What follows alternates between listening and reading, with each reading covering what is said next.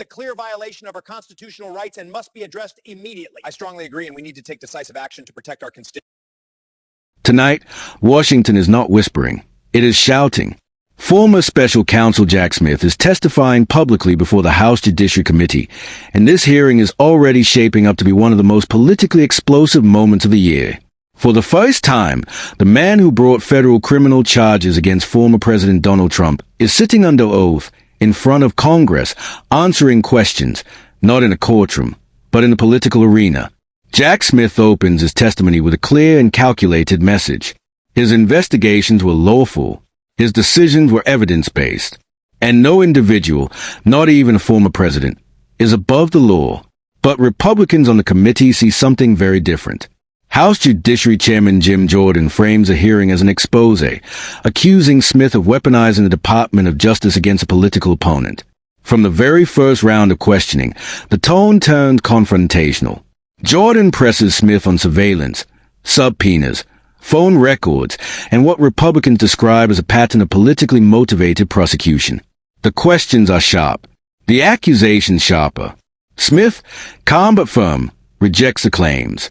He states repeatedly that his office followed established DOJ procedures and acted within legal authority. No one was targeted for their politics, he insists. Then comes Darrell Issa. Issa escalates the hearing, accusing Smith's office of effectively spying on members of Congress, a charge that immediately electrifies the room. Smith pushes back hard, calling the allegation false and misleading. He says clearly, "My office did not spy on anyone." The exchange turns tense. Voices rise. The chairman struggles to keep order. On the Democratic side, Jamie Raskin steps in as a defender of institutional integrity. Raskin argues that the hearing itself is an attempt to intimidate prosecutors and undermine the rule of law. He reminds the room that Jack Smith was appointed under established legal frameworks, not as a political actor, but as a legal one. Raskin accuses Republicans of rewriting history, suggesting that accountability has somehow become persecution. The hearing becomes less about Jack Smith alone, and more about a fundamental question facing American democracy. Should prosecutors be punished for investigating powerful figures? Or should power shield people from accountability? Throughout the testimony, Smith maintains a disciplined tone. He does not speculate.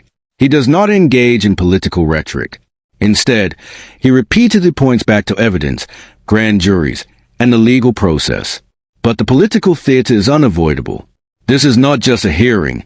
It is a proxy battle over the Trump prosecutions, the 2020 election, and the future of presidential accountability. As the cameras roll on C-SPAN and clips spread across social media, one thing becomes clear. This testimony is not about the past alone. It is about 2026, 2028, and the future of American power. Whether Jack Smith is remembered as a defender of the law or a symbol of political prosecution will depend not just on facts, but on who controls the narrative. And tonight, that narrative is unfolding live.